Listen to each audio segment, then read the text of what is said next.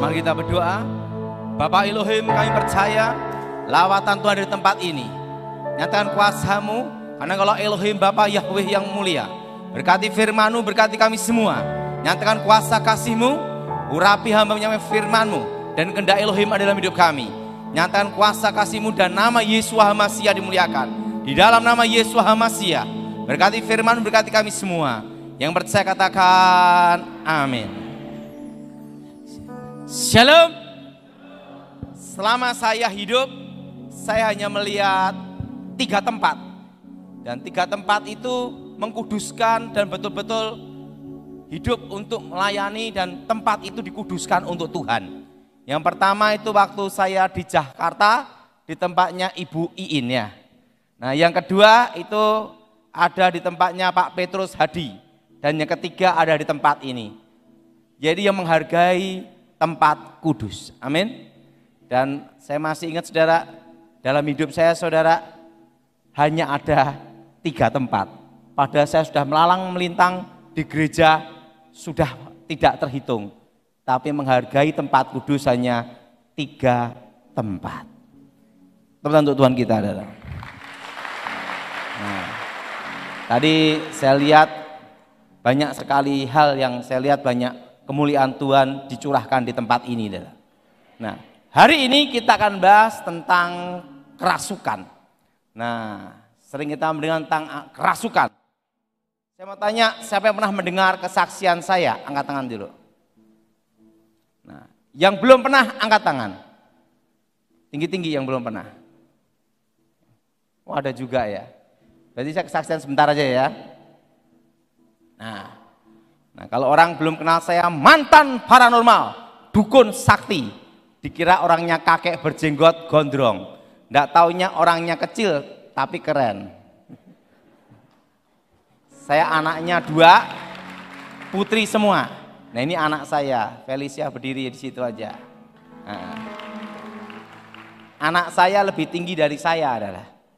Dan istri saya lebih tinggi dari saya juga untuk memperbaiki keturunan. Nah, saya orang Blasteran, papa Chinese, mama ibunya Jawa, ayahnya Cina. Jadi 75% Chinese, 25% Jawa. Nah, dari keluarga Jawa, mama punya ibu yaitu nenek saya. Nenek punya ibu lagi yaitu kakek nenek buyut. Keluarga dari kakek nenek buyut inilah kakek nenek guru saya. Nah, kakek saya terkenal dengan tokoh aliran putih namanya Sapu Angin. Terkenal dengan ilmu saipi angin pindah tempat. Dan terkenal dengan ilmu kebal aji lembu sekilan, tembak sejengkal. Dan terkenal dengan ilmu menghilang, panglemunan. Karena dulu sebelum bertobat mempelajari ilmu itu, sampai sekarang saya masih diminta bantuan untuk aparat polisi dan militer. Kakek ilmu putih, nenek ilmu hitam. Lahirlah saya abu-abu. Nah, nenek saya terkenal dengan ilmu santetnya setan kober. Dan dia disebut pembunuh tercepat tanpa jejak. Nah, dan dia memiliki kemampuan santet menyetop jantung. Nah, kakek nenek buyut saya mengalami susah mati kalau ilmunya tidak diturunkan. Dan yang bisa nurunkan ilmunya adalah seseorang yang memiliki hari kelahiran weton Setu Paing. Di antara 5 bersaudara, laki semua, saya anak nomor 2, lahir di weton Setu Paing. Karena itulah, sejak usia 9 tahun, saya dididik dan dilatih untuk menjadi seorang dukun. Usia 9 tahun pertama kali saya belajar adalah aji tapak banyu, ilmu mengambang di atas air. Nah, gara-gara punya ilmu itu, sampai sekarang tidak bisa renang. Ngambang terus sebabnya. Bahkan dulu waktu saya ditenggelamkan sama beberapa pendeta, masuk ke dalam kolam baptisan, tidak bisa tenggelam. Karena saya punya ilmu ngambang di atas air. Inilah. Nah, disitulah saya belajar ilmu santet, ilmu membunuh tanpa jejak, ilmu kebal, ilmu menghilang. Selama saya belum bertobat, tidak pernah bayar bis dan angkot. Kenapa? Masuk angkot langsung hilang. Begitu keluar, ting, nongol lagi. Nah, jadi punya ilmu panglimunan, ilmu menghilang. Itu sejak saya SD. Nah, disitulah saya dibekali pusaka 100 macam pusaka, keris, tombak, pedang, dan diberi pusaka kebal, besi kuning, mustika delima, lulang kebulandoh, kitab Istanbul, kul buntet, badar besi, anti tembak, anti bacok, anti cukur. Jadi rambut ini kebal. Jadi untuk motong rambut itu harus seizin saya dan harus selamatan dulu, karena rambut ini kebal, seluruh badan.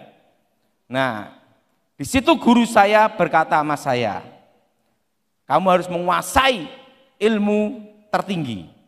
Nah, lulus SD saya dibekali ilmu namanya Aji Sirep Begonondo. Kalau mantra itu diucapkan, satu kampung tidur semua. Ilmu untuk ngerampok. Guru saya berkata, ada 2 jalan yang harus kamu pilih salah satu. Kalau kamu jadi orang baik, jadilah orang baik sekalian. Tetapi kalau kamu jadi seorang penjahat, jadilah penjahat kelas kakap.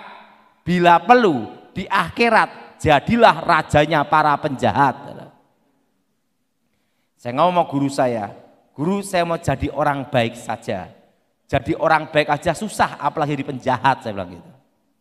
Nah, kelas 2 SMP guru saya berkata sama saya, tinggal kamu menguasai langkah terakhir, ilmu pamengkang jagat, membelah dunia. Tapi ilmu ini memiliki rahasia titik kelemahan, yaitu apa saudara? Seumur hidup kamu, kamu tidak boleh menikah. Jatuh cinta tidak boleh, berhubungan dengan wanita tidak boleh. Tapi ingat, bukan homo.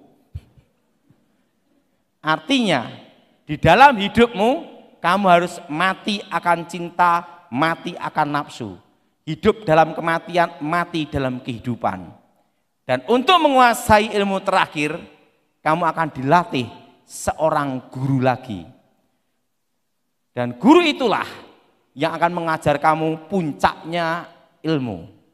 Nah, saya pikir kakek nenek saya itu hebat, tapi masih ada yang lebih hebat.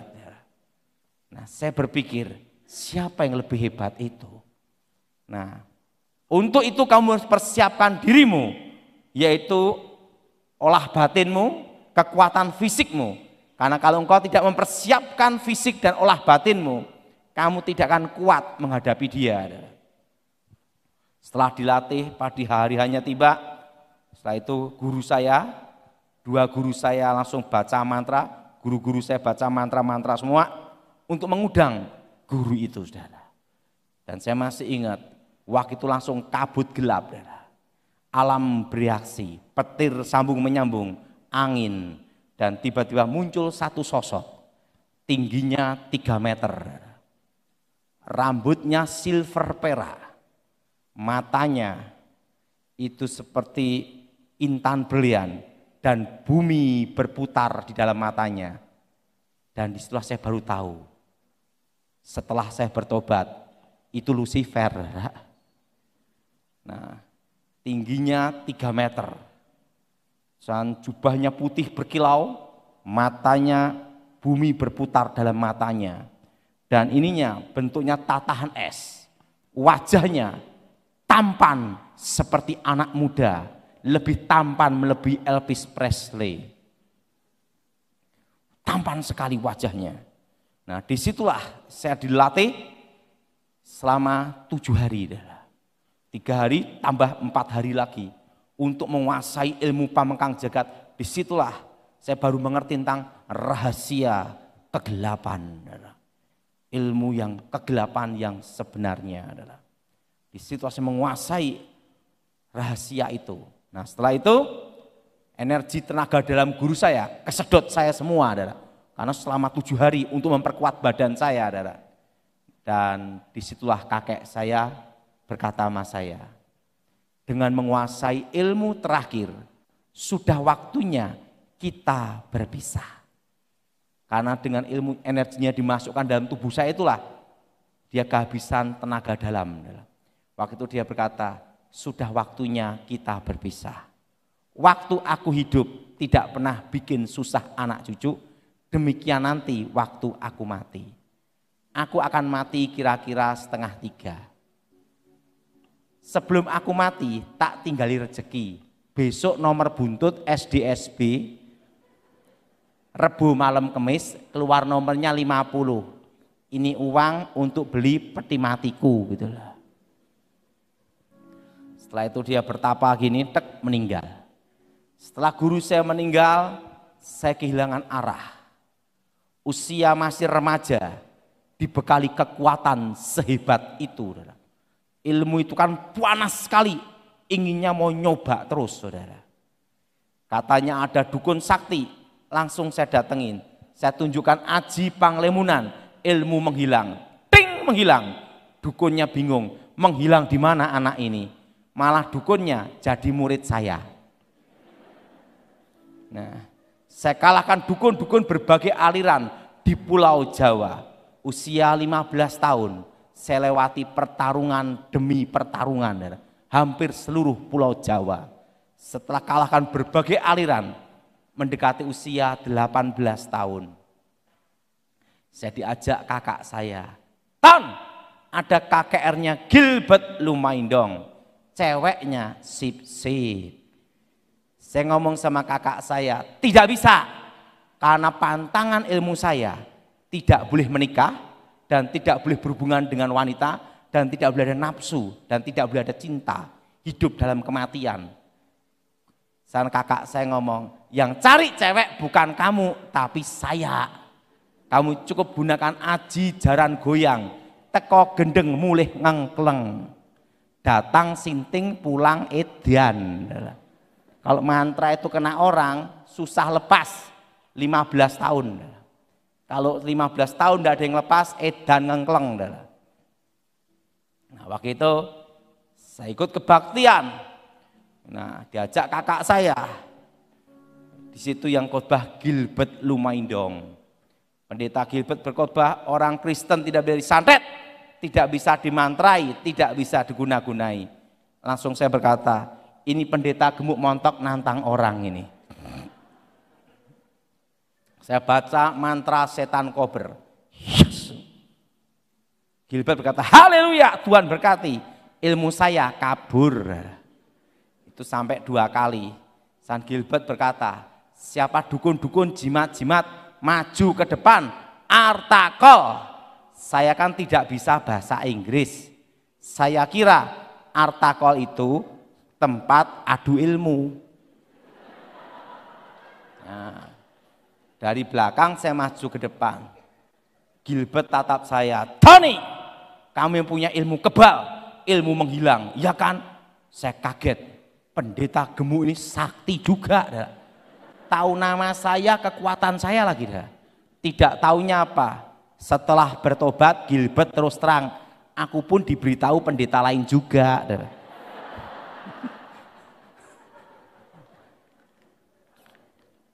Nah, saya tantang lagi Gilbert, kalau aku kalah ikut kamu, kalau aku menang kamu mati. Saya singkat aja, akhirnya dalam pertarungan itu saya kalah mental sampai hampir 10-12 meter. Hilang ingatan, gila 1 tahun. Itu kejadiannya tahun 92, saya kalah. Tahun 93, tiba-tiba ada cahaya terang datang. Dan terdengar suara, akulah Alfa, akulah Omega, akulah yang awal, akulah yang akhir, akulah aku, YHWH, Yahweh. Jadi pada waktu saya mendengar nama Tuhan adalah YHWH. Apa saudara? Nah, aku telah mati, bangkit hidup kembali. Akulah Yesua Hamasia. Jadi nama Yesus asli di Israel waktu itu Yesua Hamasia. Apa saudara? Nah, saya itu dia tunjukkan lubang pakunya. Itu di sini, saudara. Coba semua pegang bagian sini. Sering kita mendengarkan di sini, lihat, betul? Di sini, saudara. Di sini kan ada rongga, ini saudara, inilah. Kalau dipaku di sini, robek. Ini saudara. Nah, disitulah saudara, saya ketemu Yesus sendiri, tapi tidak bisa lihat wajahnya. Hanya jubahnya berkilauan. Dan dia berkata, akulah aku. Aku telah mati, bangkit hidup kembali. Akulah jalan, kebenaran, dan hidup. Nah, setelah itu dia tumpang tangan saya. Mau tumpang tangannya beda dengan pendeta. Kalau kita pendeta tuh sering tumpang tangan kan tangan satu gini. Betul? Betul? Tuhan tumpang tangan saya gini. Ku beri kuasa. Tangannya gini. Tangan duanya gini. Kalau sering kita doain kan gini. Betul? Waktu saya ditumpang tangan Tuhan tuh gini. Langsung kayak ada aliran listrik masuk dalam badan saya. Bolak-balik gitu, saudara. Wung, wung, wung, wung, wung, wung, gitu, saudara. Dan dia berkata, ku kasih engkau dan ku beri kuasa. Gitu. Nah, maka saya dikasih nama Daud. Dikasih nama sama pendeta. Saudara. Nah, setelah itu Tuhan Yesus menghilang di depan saya bertobat. Saya cari pendeta Gilbert. Gilbert berkata, aku ingin tahu apakah kamu betul-betul bertobat atau nanti kumat lagi. Nah, saya dikirim sekolah Alkitab di Inteos. Jadi saya itu sekolah Alkitab itu tanpa belajar katekisasi atau sekolah som.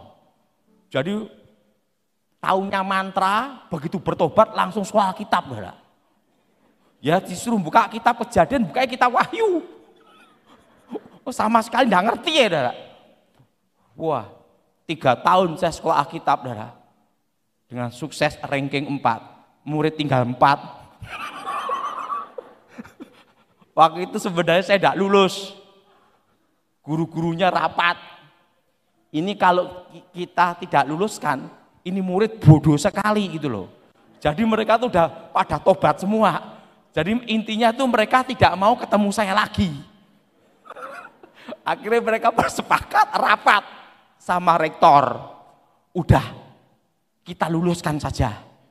Tapi dengan satu syarat, tidak boleh meneruskan sekolah tinggi teologi.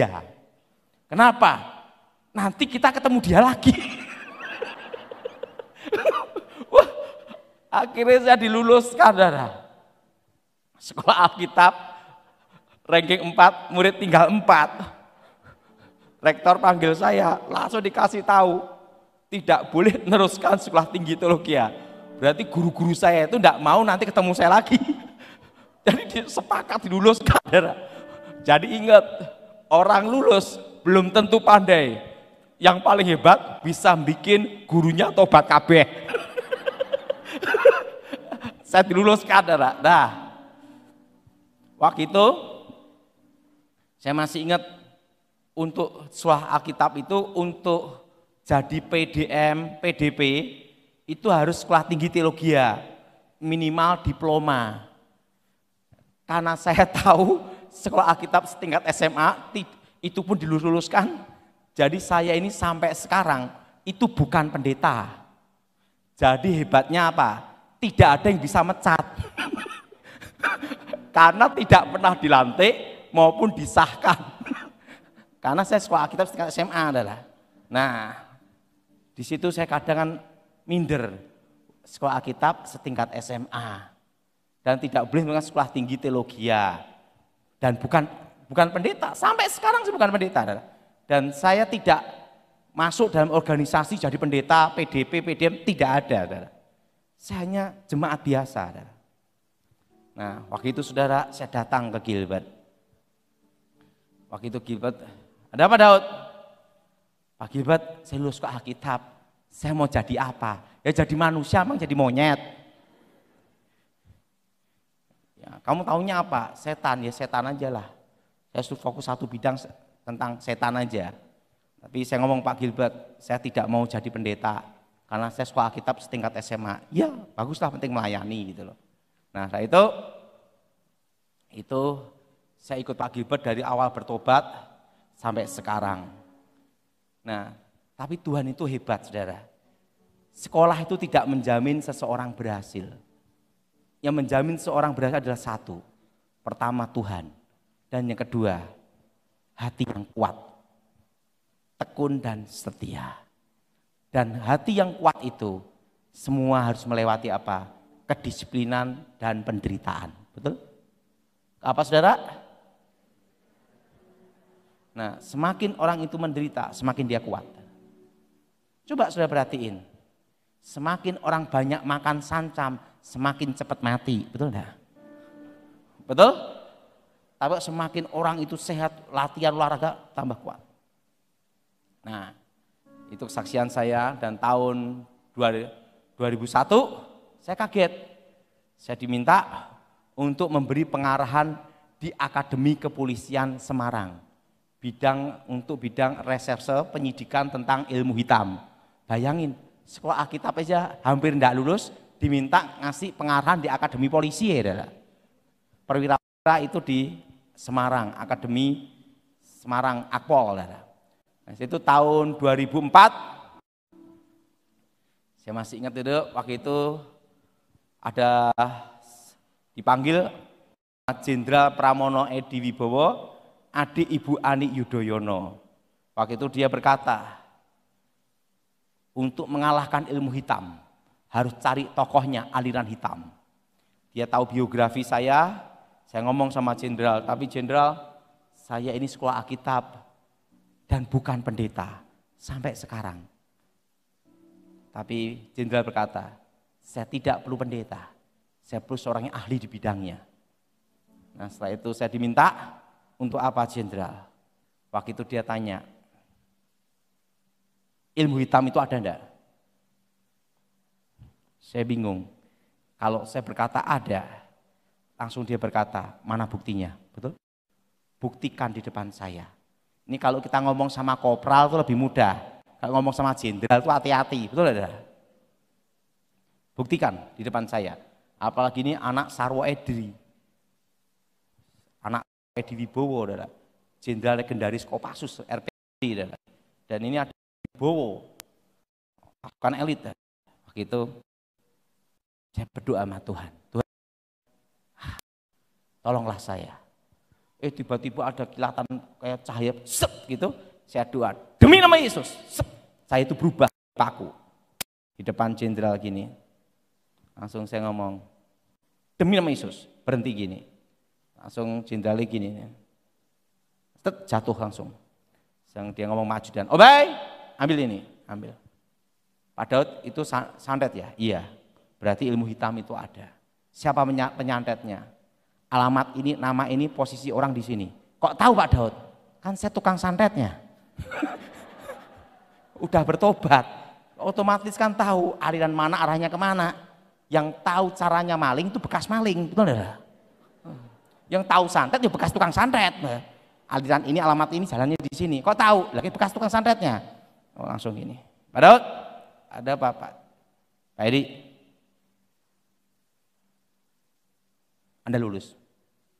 Anda diminta menjaga Presiden Republik Indonesia. Orang nomor 1 di Indonesia, dan Anda bertanggung jawab untuk keamanan Presiden dan negara. Nanti Anda di bawah komando saya komando tim Elang 55. Saya dikasih nama Elang 74. Nama saya itu Elang. Nah setelah itu, saya satu tim. Dan Pak Edi Wibowo itu adalah komandan saya, adalah saya menjaga presiden tidak terlalu lama juga. 2004 sampai 2014. Berapa tahun saudara? 10 tahun saya menjaga presiden. Saya masih ingat, saya 1 minggu baru menikah, langsung jaga presiden. 10 tahun saya jarang ketemu anak saya. Tiba-tiba udah gede segini. Karena kan kalau tugas kan itu kan standby di tempat ya. Untuk mengamankan, steril lokasi dan lain-lainnya adalah. Suatu kali saya masih ingat, ini sebelum saya bahas ya. Boleh Bu Nani ya? Kita semua kan untuk saling mengenal tim kan adalah. Wah. Tim pengamanan kan adalah.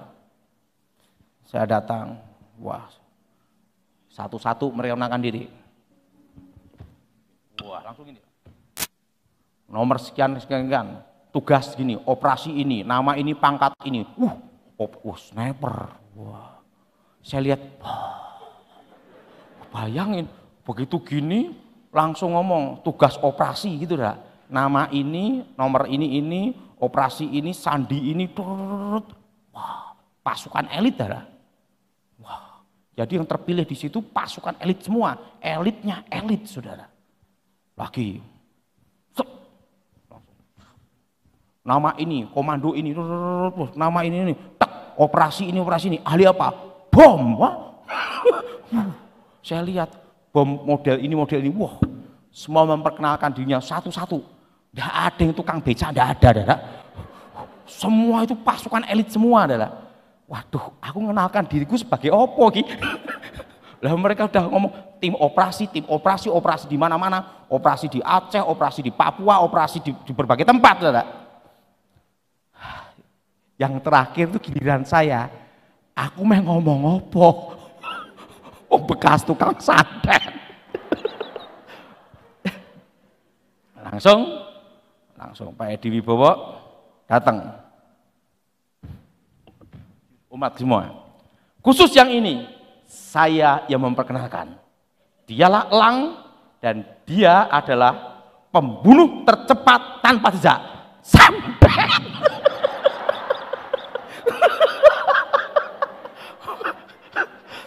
Apa yang terjadi? Pertama kali saya gini-gini, ganti mereka gini. Yang terakhir tukang santet. Terus dan komando siap langsung bertanggung jawab untuk pengamanan khusus untuk operasi ini langsung gini. Dan ini Pak Daud saya tunjuk untuk langsung di bawah perintah komando Elang 55. Jadi saya langsung di bawah komando KSAD langsung. Jadi langsung ini perintah. Jadi kalau saya ngasih perintah, jalankan. Nah, di situ saya lihat darah. Bayangin, sekolah Alkitab lulus dipaksa lulus, betul ya? Pendeta tidak pernah dilantik. Saya bukan pendeta, tapi yang penting kita adalah hati untuk melayani Tuhan. Nah, mari kita buka Alkitab kita. Hari ini kita bahas kenapa orang bisa kerasukan. Apa saudara? Nah, ngomong sebelahnya, kamu jangan kerasukan di sini. Ya.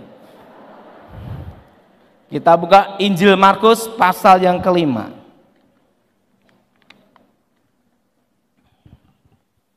Injil Markus pasal yang kelima. Ayat 5 sampai dengan ke-17. Injil Markus pasal yang kelima, ayat 5 sampai dengan 17. Saudara yang genap, saya yang ganjil. Siang malam ia berkeliaran di pekuburan dan di bukit-bukit sambil berteriak-teriak dan memukuli dirinya dengan batu.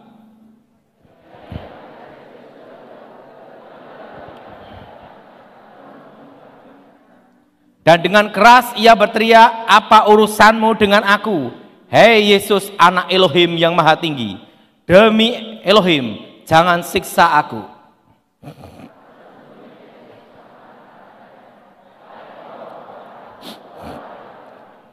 Kemudian ia bertanya kepada orang itu, siapa namamu? Jawabnya, namaku Legion karena kami banyak.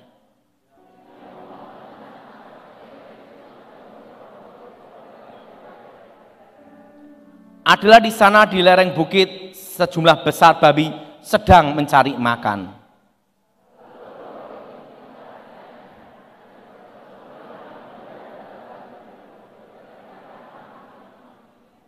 Yesus mengabulkan permintaan mereka. Lalu keluarlah roh jahat itu dan memasuki babi-babi itu.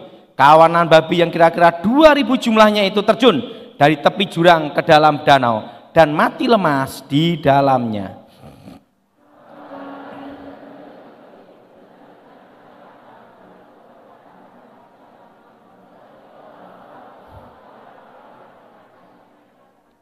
Mereka datang kepada Yesus dan melihat orang yang kerasukan itu duduk sudah berpakaian dan sudah waras. Orang yang tadinya kerasukan legion itu, maka takutlah mereka.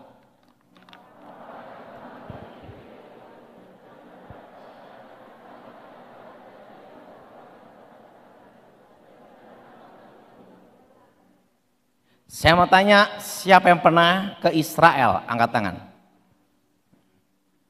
Yang belum pernah, angkat tangan.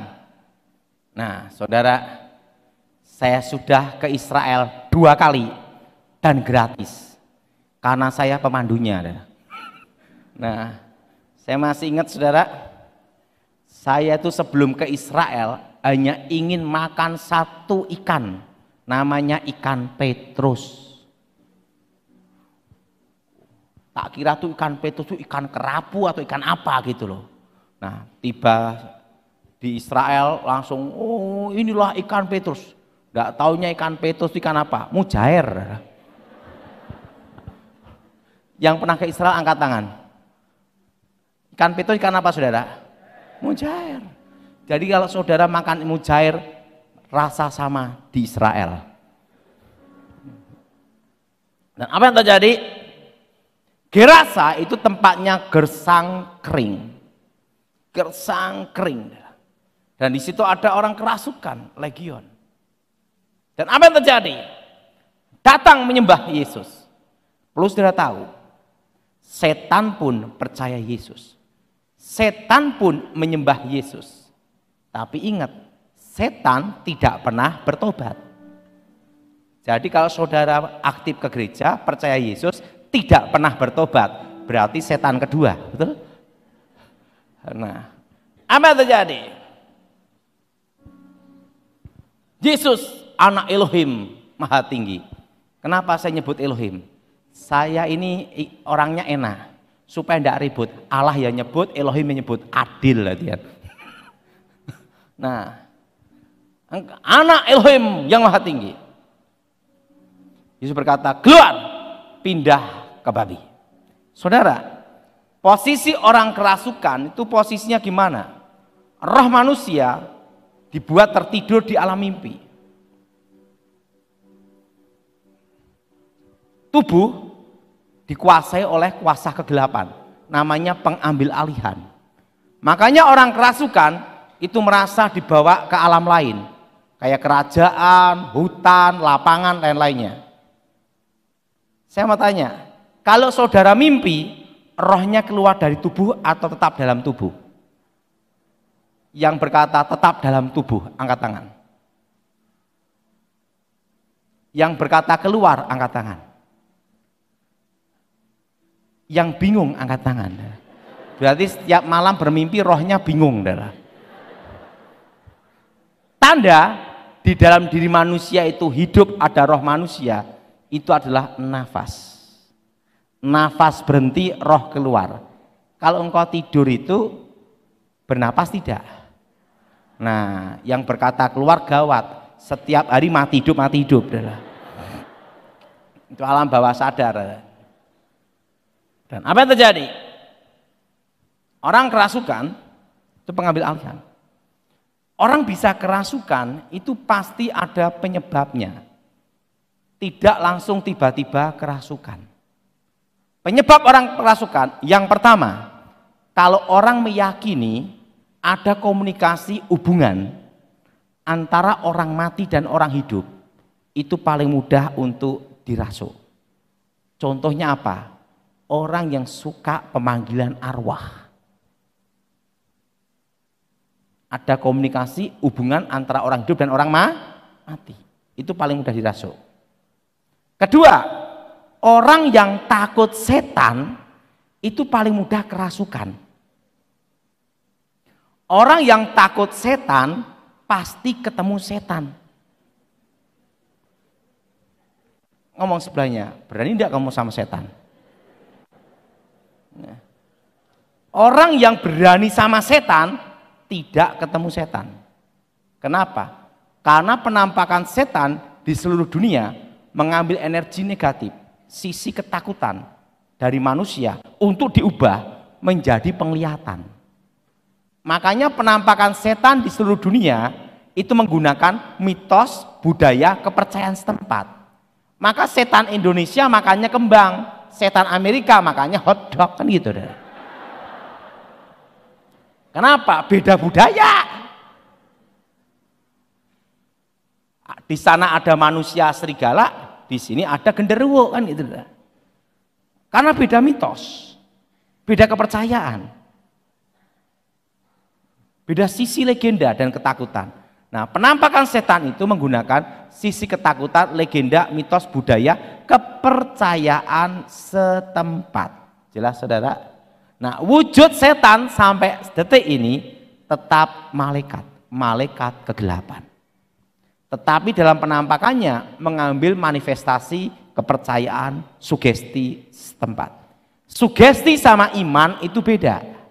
Sugesti adalah suatu kepercayaan yang belum tentu benar, belum tentu benar. Iman adalah kepercayaan yang pasti benar, itu bedanya. Jelas?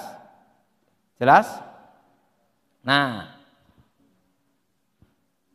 misalnya di pinggir jalan sana ada mitos kepala terbang. Orang takut lewat situ. Sambil nyanyi, oh Tuhan pimpinlah jalanku, ku tak berani jalan sendiri, kan gitu. Setannya lihat, memang Tuhan pimpin kamu, tapi aku ingin tengok kamu. Makanya orang yang takut setan pasti ketemu, apalagi ke toilet aja minta ditemenin. Bah, gitu. Tapi kalau orang yang berani sama setan, mana setannya? Gua tunggu di sini. Sekalipun puluhan tahun di rumah angker, dia tidak lihat setan. Kenapa, saudara? Karena tidak ada energi negatif yang bisa diubah. Orang punya ilmu kebal, itu mengambil energi negatif lawan, sugesti, ketakutan lawan, diubah menjadi benteng pertahanan. Saudara, waktu zaman Belanda, ada antek-antek Belanda, orang-orang Jawa yang berpihak kepada Belanda. Mereka percaya mitos, budaya, legenda. Nembak, satu yang punya buku ilmu kebal, duar, kebal. Karena apa? Diserap energi negatifnya menjadi benteng pertahanan. Nah, Belanda tidak percaya ilmu kebal, tembak jedor ya mati dah. Makanya banyak zaman dulu dukun-dukun mati ditembak londo, karena londo ini tidak percaya. Kita tahu pusaka-pusaka, sembah-sembah dipuja-puja, yang langkai pusaka itu bisa muntah darah stroke. Belanda tidak percaya pusaka-pusakanan, sama Belanda disita, dibawa ke negara Belanda, dimainkan untuk dibanting-banting untuk arkeologi. Kenapa Belanda tidak kena tuah yoni pusaka? Belanda ini orang percaya. Karena dalam ilmu gaib itu harus ada min plusnya. Jelas? Jelas? Makanya orang yang takut setan itu paling mudah apa? Kenapa terjadi kerasukan massal? Ada orang kerasukan satu, kerasukan, megang, udah takut megang, transfer, jengking, langsung itu bisa 5-10 orang kerasukan, itu 55 orang penakut semua. Begitu takut itulah roh itu masuk. Jelas? Jelas? Ketiga, orang yang suka ngalamun itu paling mudah dirasuk setan. Apa saudara? Orang apa? Pikiran kosong gini. Nah, itu paling mudah dirasuk setan. Keempat, orang yang suka menyendiri itu paling mudah dirasuk. Makanya orang yang belajar kuasa gelap sukanya kan di kuburan, di tempat sepi gua. Tidak ada orang bertapa di diskotik bertapa, tidak ada itu. Ada itu. Orang bertapa itu di kuburan, di gua, di tempat menyendiri, betul? Kalau saudara itu punya keluarga yang suka menyendiri, jalan sendiri, makan sendiri, kemana-mana sendiri, lama-lama ingat bicara sendiri, betul enggak? Jadi orang yang suka menyendiri itu hati-hati. Beda dengan menyendiri untuk Tuhan, beda adalah. Jelas? Kelima, orang yang suka memukuli dirinya sendiri. Perhatiin, orang yang suka nyabutin rambut, jebret-jebret, puas. Mukul-mukul badannya, puas. Itu ciri orang yang paling mudah dirasuk setan. Jelas? Jelas? Keberapa saudara? Kelima. Jadi orang yang suka melukai diri sendiri. Makanya kalau dalam suatu konseling, perhatiin. Orang yang suka menyakiti diri sendiri, itu pasti kalau dilayani banyak terjadi manifest. Kelima, orang yang penuh dengan apa? Akar pahit, kecewa, dendam. Apa saudara? Apa saudara? Akar pahit, kecewa, dendam. Nah, orang yang penuh akar pahit, kecewa, dendam itu paling mudah dirasuk setan. Makanya kalau kita sering konseling, ada orang kecewa, orang dendam, kita layani, manifestasi. Roh itu masuk, pasti ada pemicu dan penyebabnya. Tidak langsung tiba-tiba masuk. Maka di dalam teori atau teknik dalam pelepasan, semua yang berbau tentang kerasukan harus dilihat penyebabnya awal itu apa dulu. Jelas? Jelas? Menyendiri sama akar pahit, kecewa, pada dendam. Yesus berkata, kalau engkau mengampuni, Bapamu pun mengampuni. Kalau engkau tidak mengampuni, Bapamu pun tidak mengampuni. Nah, yang keenam. Nah, keberapa? Ketujuh.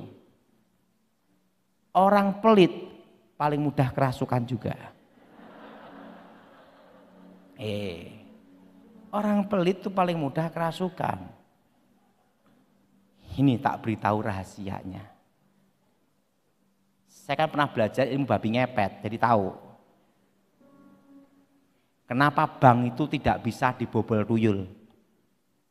Termasuk babi ngepet sampai ngepot. Karena di bank itu uangnya orang pelit dan orang sosial kumpul jadi satu. Nah, saya perhatiin, salah satu penolak penangkal ilmu hitam, dukun aliran apapun juga, langkah pertama satu, bancaan selamatan dulu. Itu penolak balanya. Supaya apa? Orang-orang miskin makan. Kalau orang-orang miskin makan, terjadilah hukum takdir. Siapa yang menabur dia menuai. Orang yang menaruh belas kasihan ke orang-orang miskin memiutangi Tuhan. Hukum itu berlaku bukan hanya untuk orang Kristen, tapi semua umat manusia. Jelas? Jelas? Bedanya kalau kita percaya Yesus, dijamin masuk surga. Tabur tuai berlaku bagi semua umat manusia. Nah, saya rasa malam ini kolektor berubah. Mau kerasukan enggak itu dah. Nah, jelas? Orang pelit paling mudah saudara. Nah, keberapa saudara? Keberapa? Ke-8. Nah, orang yang suka marah-marah itu paling mudah kerasukan juga. Sedikit marah. Coba marah-marah sumpah-sumpah di kuburan. Tapuk blek. Kan sering kejadian ditapuk setan yang kuburan gitu lah. Nah, dan yang berikutnya, orang yang hidup dalam perzinahan dirasuk juga. Dan yang ke-10, orang yang percaya legenda, mitos budaya roh, tentang roh-roh, suka sekali mitos, takayul, klenik, undang-undang roh, pegang-pegang jimat, manggil-manggil arwah, itu paling mudah dirasuk. Dari semua orang kerasukan, itu pasti ada penyebabnya dan ada pemicunya. Tidak langsung tiba-tiba kerasukan. Makanya seorang hamba Tuhan, seorang konselor, dalam melayani, dia harus tahu penyebab orang ini kerasukan itu apa. Kalau tidak, akan terjadi pelayanannya berulang-ulang. Kalau kita belum tahu penyebabnya. Jelas? Dan cirinya orang kerasukan itu ada. Pertama, orang kerasukan itu tidak sadar. Kedua, orang kerasukan itu kekuatannya 10 kali lipat melebihi manusia biasa. Ketiga, orang kerasukan itu suaranya berubah. Tapi bukan berubah gini, mau kemana mas, itu beda lagi dah. Suaranya beda, paro berat gitu. Yang ketiga, suara apa dah? Suara apa? Berubah. Setelah ketiga suara berubah, ada lagi yang keempat. Ketiga nih, suara berubah. Apa saudara? Suara apa? Suara berubah. Setelah suara berubah, yang keempat, kekuatan 10 kali lipat lebih manusia. Yang keempat, orang kerasukan itu pasti buka mata. Pak, kalau ada orang kerasukan gini Bang, stres,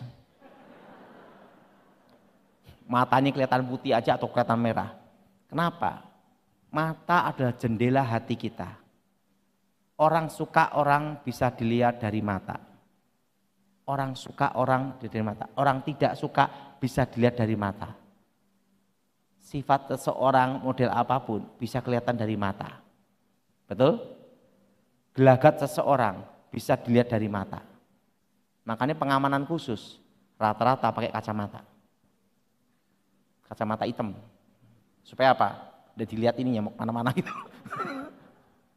Yang paling susah ditebak satu, mata buta. Nggak susah tebak itu. Jadi kalau orang kerasukan itu pasti apa? Buka apa? Mata. Dan yang kelima, kulitnya mati rasa. Makanya untuk ngetes orang kerasukan, coba pegang bagian sini. Diginiin. Kalau diginikan, aduh, wong stres. Apa ini?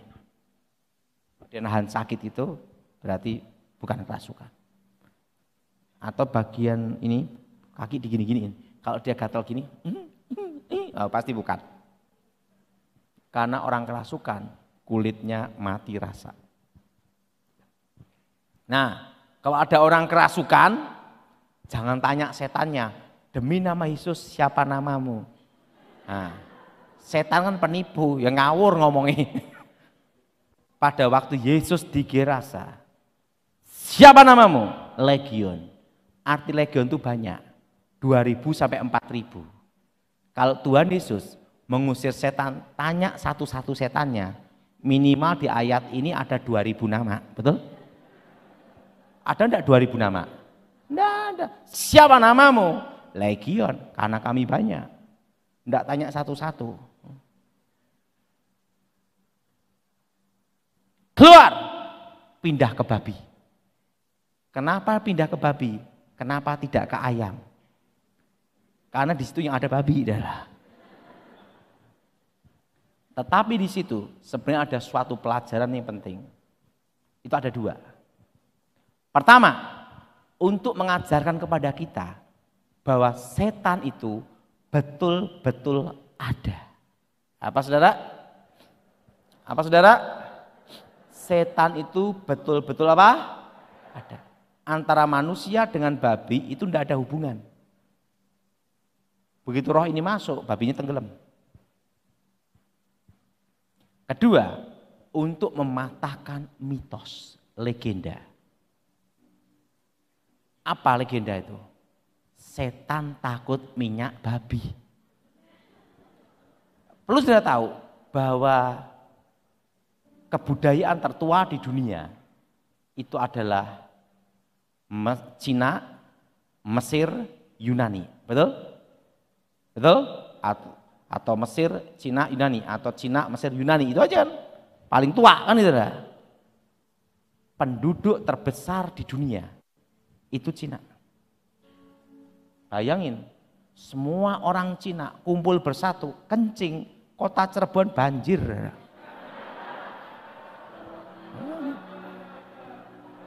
Nggak usah kencing, bersama aja udah banjir.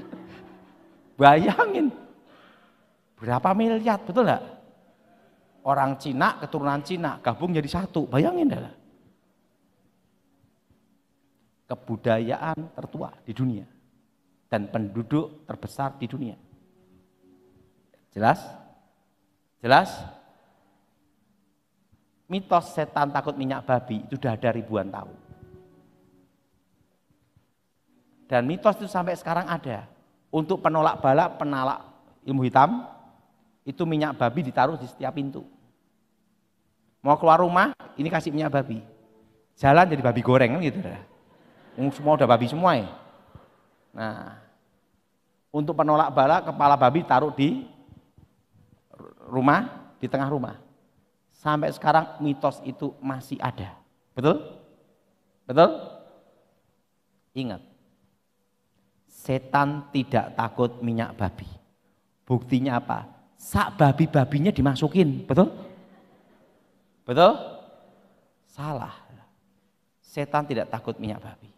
Dan setan tidak takut salib. Karena di kuburan banyak salib, betul enggak? Saya pernah melayani orang, di setiap rumahnya itu, jalan itu, pintu-pintunya dikasih Alkitab. Setan lewat suruh merenung. Setan tidak takut Alkitab. Setan tidak takut minyak babi. Setan tidak takut dengan salib. Setan itu takut waktu kita percaya dan beriman di dalam nama Yesus Kristus dengan kuasa demi nama Tuhan. Nah, kalau ngusir setan jangan tanya-tanya. Dan ingat, setan tidak bisa mati. Nah, cara mengusir setan gimana? Ini semua demi nama Tuhan Yesus. Kami ikat. Kenapa diikat? Apa yang kau ikat di bumi terikat di surga. Apa yang kau lepas di bumi terlepas di kata-kata kuasa. Untuk apa? Batasi manifestasi. Kami ikat, kami patahkan, hancurkan. Kenapa patahkan, hancurkan? Karena setan tidak bisa mati. Masa kejadian, diusir sini pindah sana. Repotnya diusir ke sini, masuk ke satpam. Nah, setan tidak bisa mati. Tapi bisa dihancurkan kekuatannya. Patahkan tipu muslihat iblis, hancurkan kuasa setan. Ini semua demi nama Tuhan Yesus. Kami ikat, kami patahkan, kami hancurkan, keluar demi nama Yesus. Pak, kalau setannya keluar pindah kemana? Kita tidak nyiapin rumahnya. Dia mau kemana urusannya dia. Jadi ingat, kasus kerasukan pasti ada pada Oke, sekarang siapa yang mau tanya? Angkat tangan.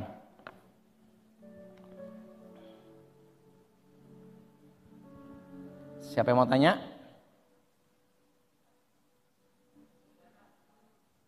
Oke, tanya jawab ya. Oke.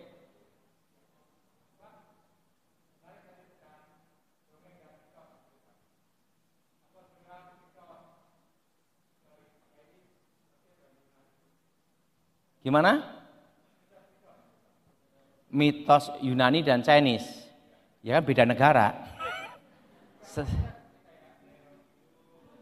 Apa? Nyai Roro Kidul itu adalah penguasa kegelapan yang ada di Indonesia. Itu posisinya di Laut Selatan yang disebut Jenderal Setan. Oke? Sekarang kita tanya jawab. Sofia, udah? Oke.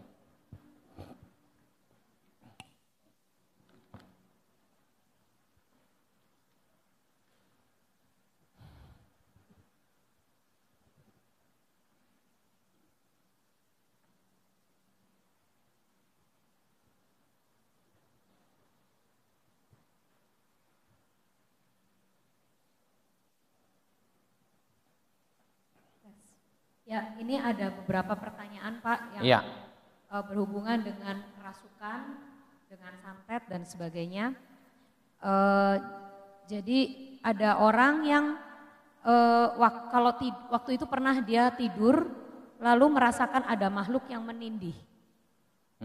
Sampai badannya benar-benar kerasa berat sekali. Nah itu dia waktu itu terjadi waktu dia masih muda. Nah apakah itu iblis atau setannya itu masih ada sampai sekarang atau enggak? Bagaimana cara ngeceknya? Dan suaminya dia juga ngalamin sering didatengin dalam mimpi juga oleh orang-orang meninggal. Dan seringkali kayak direp-rep gitu. Itu berarti kutuk alam kubur. Berarti ada ikatan roh berhubungan dengan kakek neneknya terlibat okultisme. Itu harus diputuskan demi nama Yesus. Nah, cara memutuskan kutuk alam kubur itu doanya seperti ini. Ini semua. Demi nama Tuhan Yesus, segala ikatan kutuk alam kubur, kutuk keturunan, kami patahkan, hancurkan. Demi nama Yesus. Kami batalkan demi nama Yesus. Amin. Ada lagi tentang anak dia kalau marah jadi kuat sekali. Dan sewaktu mau diberi minyak urapan, anaknya menolak, selalu menolak. Dan sering di kamarnya bermeditasi. Gitu. Dan bagaimana cara menangani anaknya? Berarti anak ini terlibat okultisme, pengosongan pikiran atau penyatuan alam. Nah, anak itu dinasihatin supaya dia tahu bahwa itu kuasa gelap. Nah, sebagai orang tua, kita harus mendoakan setiap hari untuk memutuskan ikatan. Ini itu doanya, fokuskan wajah. Darah Yesus bebaskan tubuh jiwa roh anak ini. Fokuskan wajahnya, darah Yesus bebaskan tubuh jiwa roh anak ini. Demi nama Yesus, segala roh setan keluar. Gitu. Oke. Lalu ada beberapa orang yang bertanya, mirip-mirip Pak pertanyaan, jadi saya gabung jadi satu. Ekonomi yang sulit sekali, setiap kali bisa menabung sedikit, uangnya langsung hilang. Entah itu ditipu, entah itu karena sakit, atau karena ada masalah-masalah sehingga dia tidak pernah bisa berkecukupan hidupnya. Lalu ada juga yang ngalamin tokonya selalu rugi dan maksudnya gini, usaha apapun yang dia lakukan sebentar pasti tutup. Gitu. Nah jadi itu apakah karena hidup saya mengalami yang namanya kutuk ataukah apa gitu penyebabnya? Itu ada dua, pertama goblok.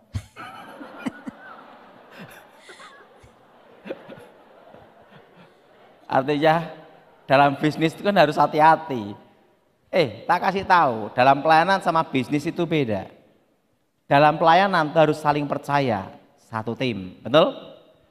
Dalam bisnis tidak boleh saling percaya, tetap ada jaga jarak, 50%, 50%. Kalau bisnis kita percaya 100%, amblas.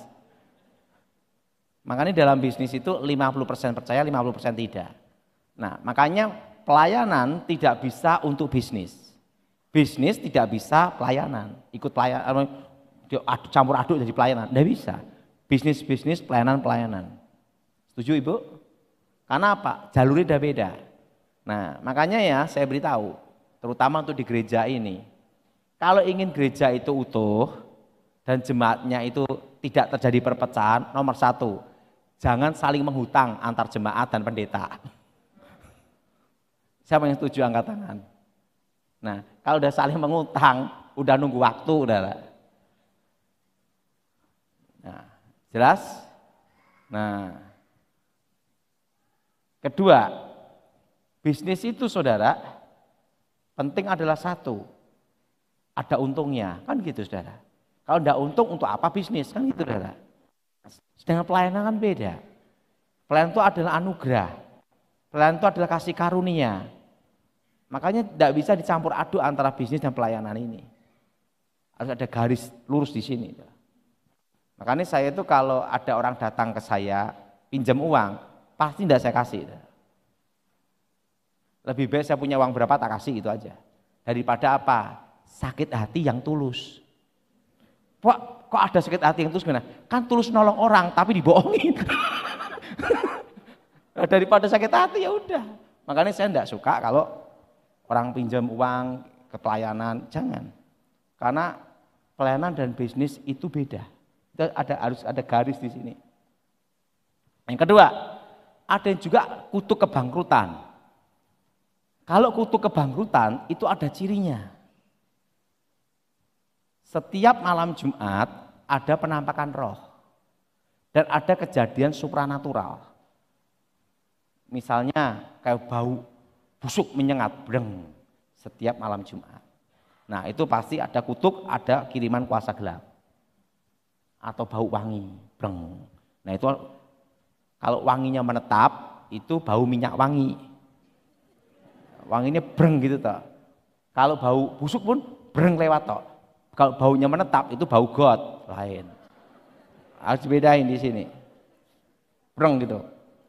Saat ada kejadian supranatural kayak ada burung gagak setiap malam tertentu atau hari tertentu di situ.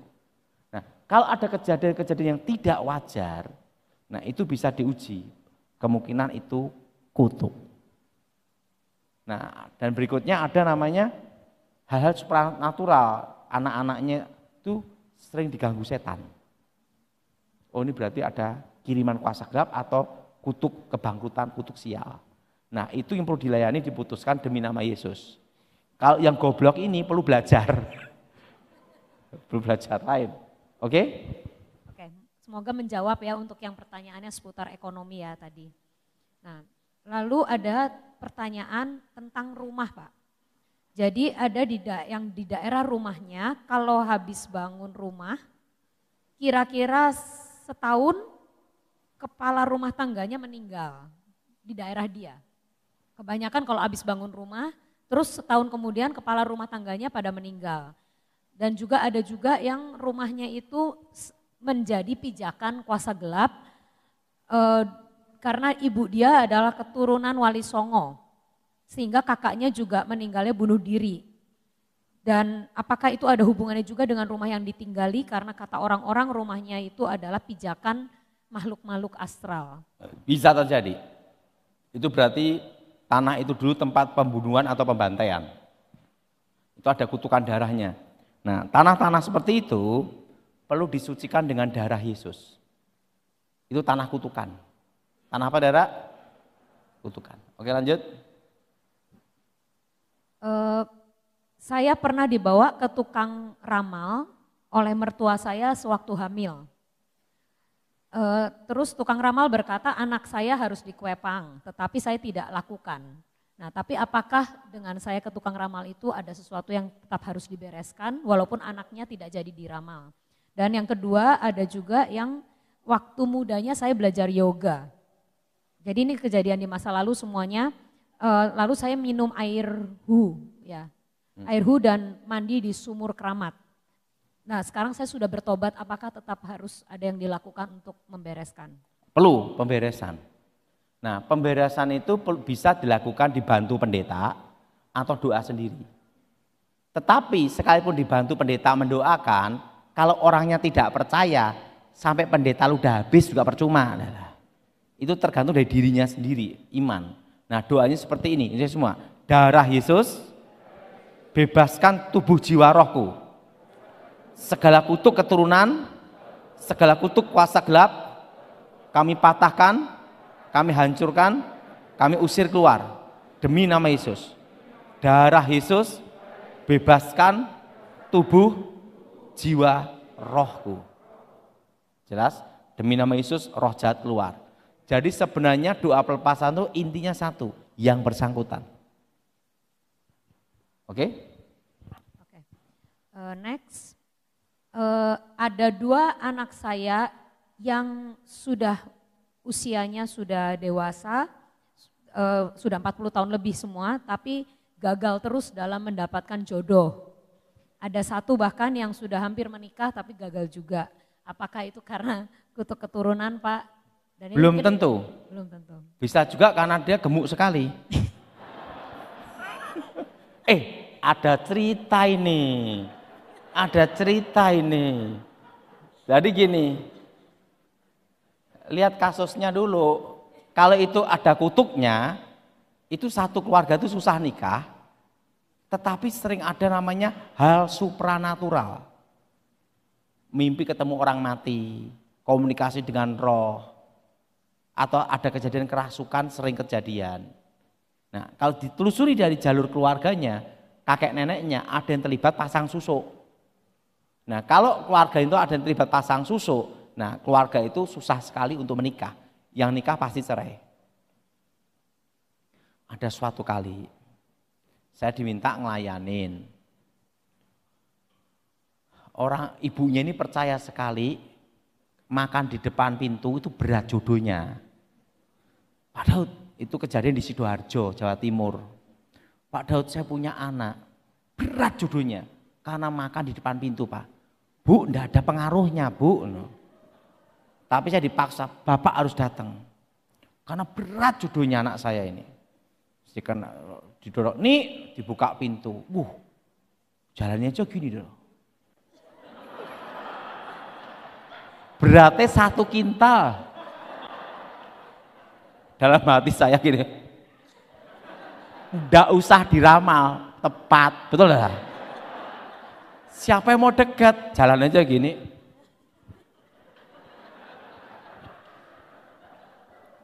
Ngomonglah sama saya, nih berdoa sama Tuhan, nanti Tuhan berikan yang terbaik. Waktu itu saya belum menikah, dia ngomong, nggak usah jauh-jauh aja, sama bapak aja gimana? Yo melayu, lari ya. Lari. Ada.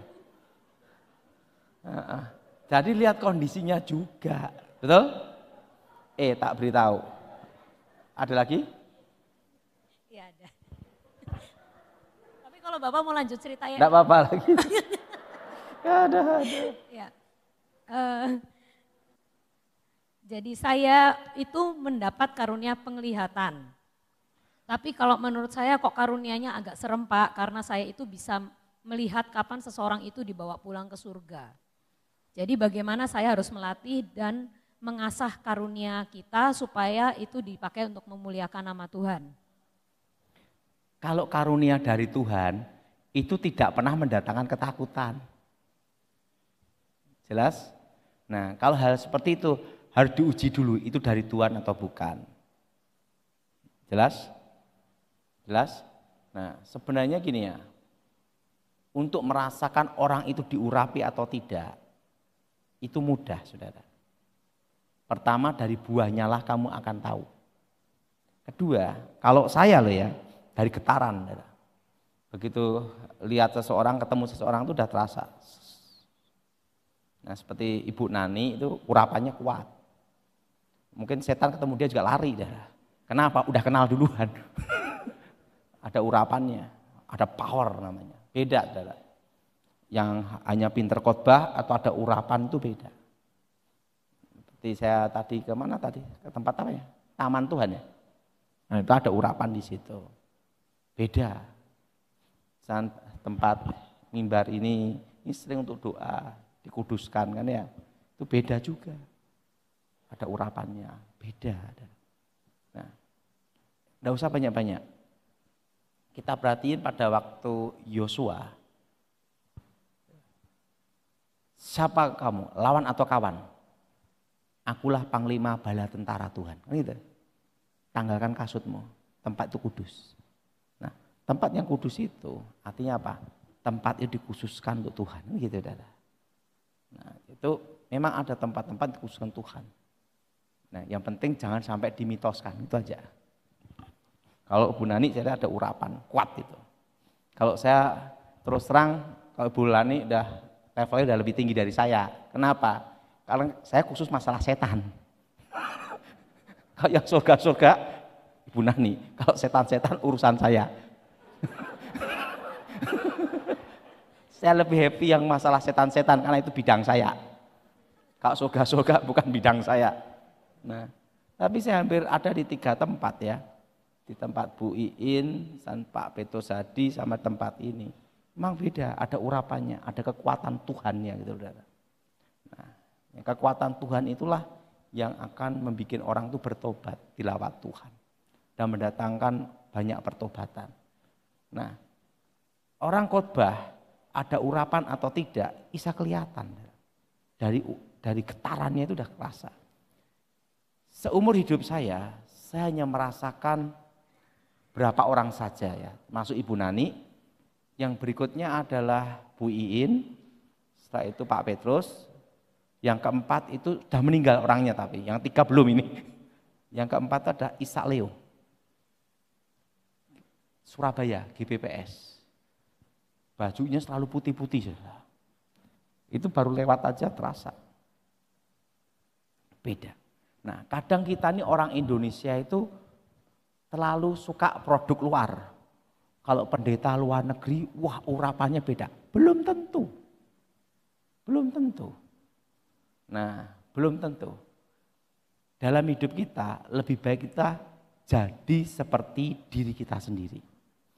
Saya waktu sekolah Alkitab, ada satu teman, kalau Benhin yang terkenal, dia khotbah kayak Benhin. Gitu.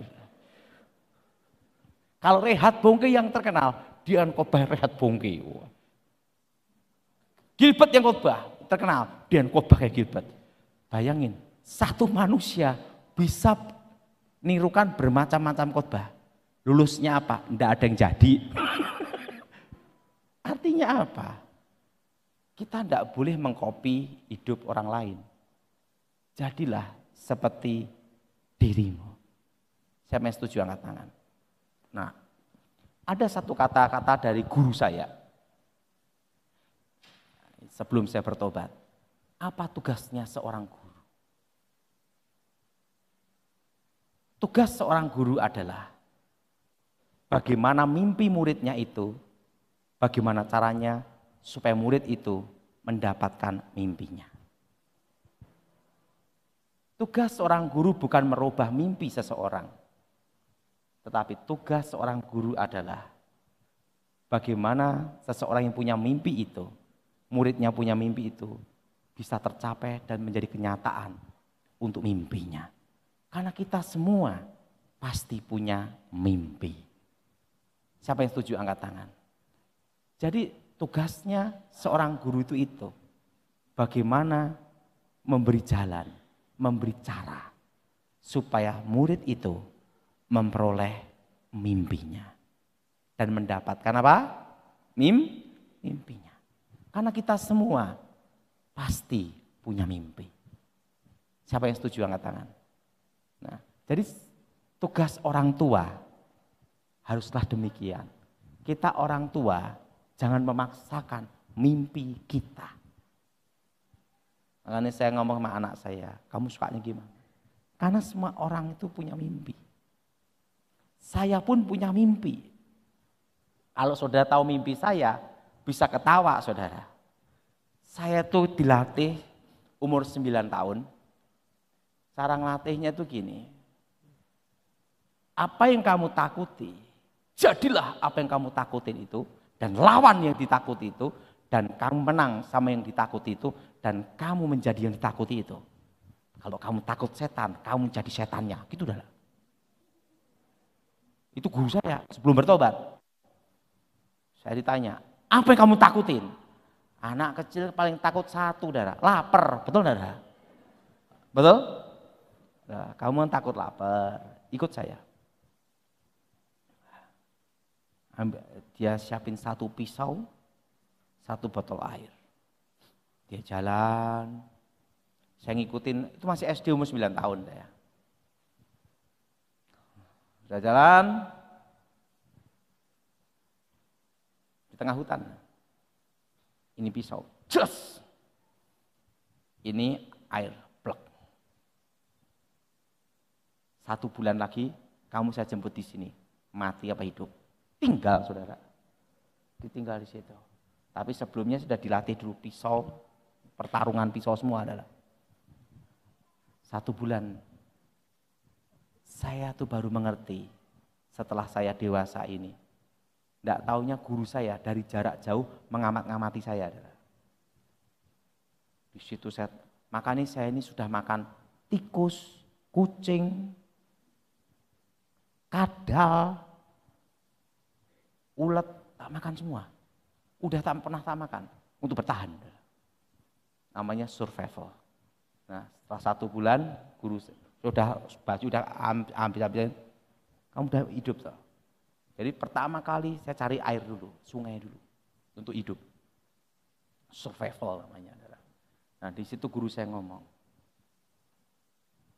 semakin kamu menderita, semakin kamu kuat karena kamu berusaha untuk bertahan hidup. Betul enggak? Betul? Betul? Untuk menjadi yang terkuat, harus menjadi yang paling menderita dari semua yang menderita. Itu kata guru saya. Cita-cita saya dalam hidup saya ingin satu toh, keluar dari tempat latihan. Itu toh. Karena setiap hari dilatih 6 jam. Bayangin, Dara. Tidur hanya, saya sekolah SD, itu kan jam 7 kita harus di kelas, betul? Guru saya itu beritahu saya, sebelum jam 12 malam ke atas, kamu tidak boleh tidur. Setelah jam 12 malam ke atas baru boleh tidur. Itu jam 12 sampai jam 3 lebih dikit. Saya sudah latihan 2 jam. Latihan mantra, meditasi, bela diri terus. Sampai jam 6 untuk siap makan mandi ke sekolah. Habis pulang sekolah, jam 1 kan nyampe. Istirahat sebentar, 2 jam latihan lagi. Malam 2 jam latihan, setiap hari 6 jam. Makanya waktu itu saya punya cita satu, kapan aku bisa keluar dari tempat latihan itu? Itu tok cita-cita saya. Saya punya cita-cita tidak terlalu muluk-muluk, mau jadi dokter atau kapten, enggak. Saya mau cita satu tok, bisa keluar dari tempat latihan itu aja. Nah, setelah saya keluar dari tempat latihan, baru saya lihat dunia itu luas. Tapi pada waktu itu guru saya berkata sama saya satu hal. Kamu boleh berkata sama saya saat ini, aku manusia paling jahat di dunia. Tapi setelah aku mati, kamu akan berterima kasih kepada saya. Karena aku menciptakan dari yang lemah menjadi kuat, disiksa dari tempat paling menderita. Dan kamu mengerti itu. Nah benar saudara, dari situ saya baru mengerti. Kalau saya dulu tidak dilatih seberat itu, tidak akan jadi. Makanya anak-anak, ada satu pelajaran yang saya belajar dari kakek saya. Untuk latihan kejujuran, dimulai dulu dari satu, kedisiplinan. Apa saudara? Nah, bagaimana orang bisa jujur kalau dia aja tidak bisa disiplin waktu, tidak bisa disiplin macam-macam. Nah, orang yang tidak disiplin pasti yang kedua, banyak alasan, betul? Nah, yang setuju angkat tangan. Yang angkat tangan itu pelaku. Jelas? Oke, lanjut. Pak, ada beberapa pertanyaan seperti ini. Pak, suami saya itu selingkuh. Dan yang saya tahu selingkuhannya itu memakai guna-guna. Dan seringkali suami saya itu kalau lagi sadar pulang ke rumah, tapi saat dia tidur selalu ada mimpi atau dihantui bisikan. Dan perasaan bahwa tidak boleh meninggalkan selingkuhannya itu. Nah, ada juga yang mengalami di guna-guna karena masalah harta. Karena istri bapaknya yang ketiga itu kayaknya ingin merebut harta bapaknya, nah dia jadi dikirimin terus guna-guna. Nah itu bagaimana untuk cara melepaskannya? Kelemahan guna-guna itu sebenarnya ada satu. Kalau dari istrinya itu mengampuni. Apa saudara? Apa saudara? Mengampuni. Kedua, jangan ungkit dosa lama. Nah, untuk nangani guna-guna itu memang perlu proses waktu. Ada yang sampai setahun sampai 3 tahun. Tapi kuncinya harus apa? Karena guna-guna itu mengambil sisi negatif kekecewaan akar pahit seseorang. Makanya kalau dukun itu dapat order untuk ngerjain seseorang, dia pasti nyuruh supaya pasien itu telepon gelap sama istri yang sah. Supaya dari kecewa, dendam, ribut. Nah, semakin ribut, semakin dendam, kekuatan tambah hebat. Tetapi kalau istrinya mengampuni, memaafkan, tidak ada energi yang diserap. Mobil sebagus apapun, tidak ada bahan bakar, mogok. Betul? Betul? Apa saudara? Mogok. Nah, jadi harus mengampuni dulu. Oke? Udah cukup belum? Ya, kalau itu mungkin besok bisa dilanjutkan. Iya. Oke. Oke, saya sudah cukup. Ya. Nah, jadi ingat, lanjutkan. Besok dia pada Dilan, besok pagi jam berapa? Pagi jam 7 sampai jam 9. Besok pagi jam 7 sampai jam 9. Saya kasih tahu. Dalam hidup ini nikmatnya apa? Ada 2. Makan dan tidur. Jadi kalau engkau bisa menikmati makan dan tidur, itu adalah kasih karunia. Yang setuju angkat tangan adalah. Kenapa saya ngomong demikian? Saya pernah ketemu orang gila dengan orang gila. Saya punya kawan tuh gila. Dia ke Bali sama saya. Ada wine. Harganya 1 miliar. 1 miliar karena umurnya 100 tahun. Kawan saya ini orang gila. Dia ngomong gini, gua mau beli wine itu 1 miliar cash. 1 miliar loh. Wine itu adalah anggur itu. Pemiliknya berkata apa? Tidak saya jual. Karena sebelum aku mati, inilah wine terakhirku. Gitu dah.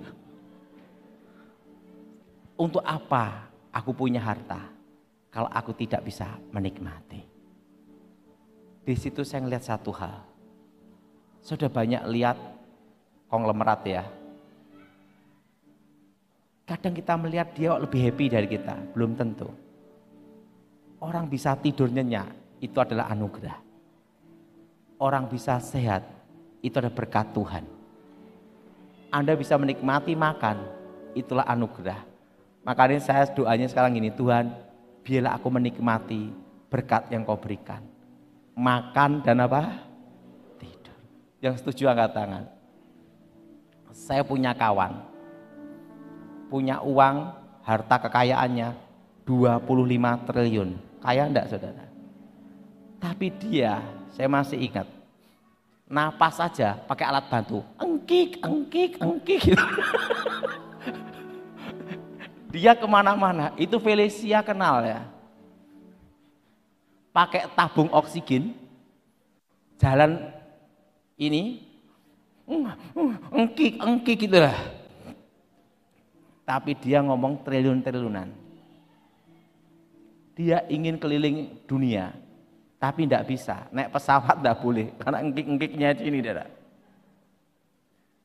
Dan pada waktu dia meninggal, apa yang dia nikmati?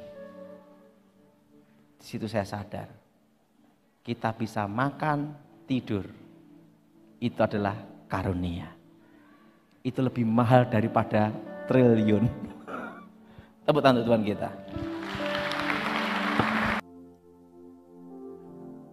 Akan kelicikan dan kelicikan daripada kuasa kegelapan. Beri kami roh keberanian yang daripadamu. Untuk menghadapi akan segala sesuatu. Serangan-serangan. Jerat-jerat dari kuasa kegelapan. Terima kasih Tuhan.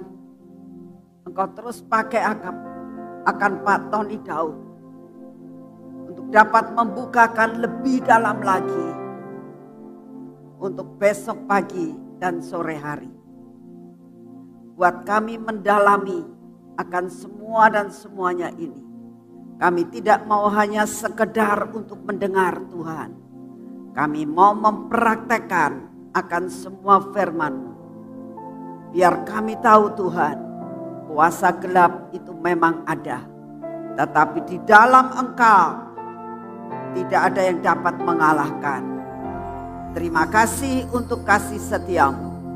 Dalam nama Tuhan Yesus. Amin. Kita saat ini bangkit berdiri, kita akan memberikan persembahan yang terbaik untuk Tuhan. Tadi sudah disampaikan sama Pak Doi Tony, jangan pelit ya. Orang pelit juga bisa kemasukan setan ya. Yuk kita bangkit berdiri saudara. Bapak, siapkan hati kami untuk memberikan yang terbaik untuk-Mu hari ini ya Tuhan. Buat kami punya hati untuk memberi. Karena firman-Mu mengatakan, yang memberi akan menuai. Yang menabur tetap akan menuai. Yang memberi akan diberkati dengan berkelimpahan. Karena kami tahu Engkau tidak mau berhutang kepada siapapun juga. Terima kasih untuk kasih setia-Mu ya Bapa. Siapkan hati kami. Bicara Tuhan Kau kepada kami. Berapa yang harus kami berikan kepadamu sebagai rasa syukur kami karena Engkau sudah menebus hidup kami. Dalam nama Tuhan Yesus. Amin. Silakan maju ke depan untuk memberikan yang terbaik.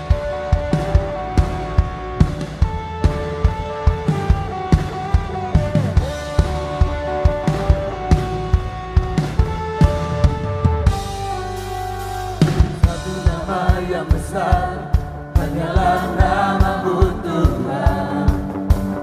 Gunung batu keselamatan, hanyalah nama-Mu Tuhan. Tak terbatas kuasa-Mu Tuhan. Raja heran, Raja perkasa. Kami bawa pujian, nyanyi dan kemenangan. Masuk di dalam kami bersuka.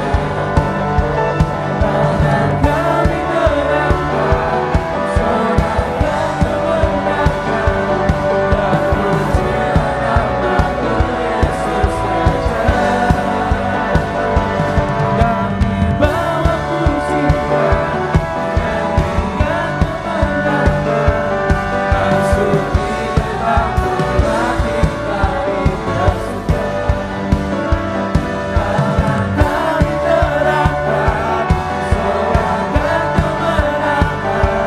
Dan pujilah nama-Mu Yesus Raja. Kami bawa pujian, nyanyian kemenangan. Masuk di dalam hati kami bersuka.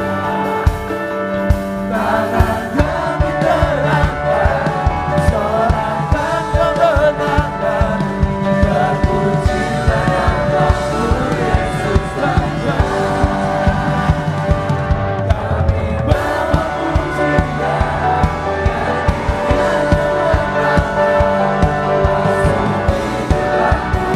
di dalam hati kami bersuka. Tangan kami terangkat, sorakan kemenangan. Dan pujilah nama-Mu Yesus Raja. Dan pujilah nama-Mu Yesus Raja. Dan pujilah nama-Mu Yesus Raja.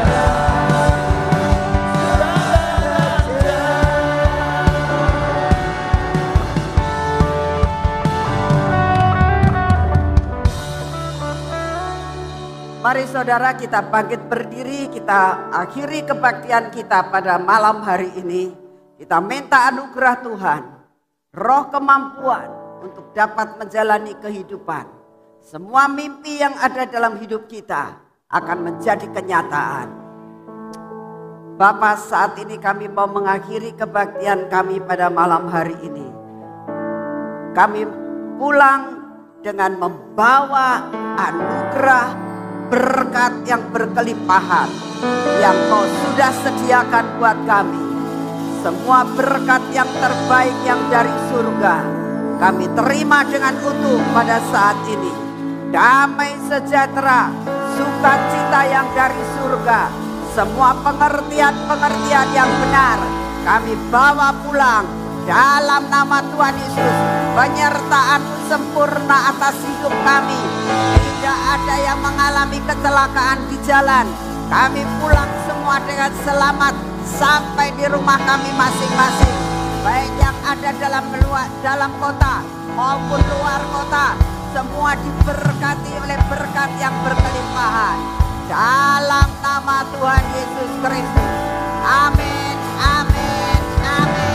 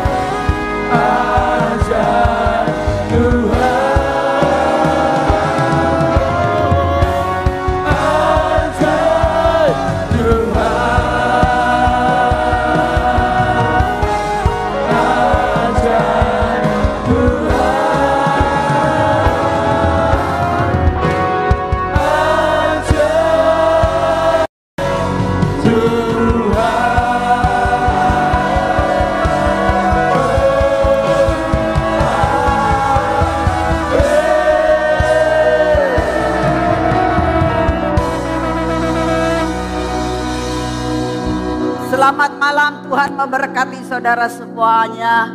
Sampai ketemu besok pagi dan sore. Tuhan memberkati.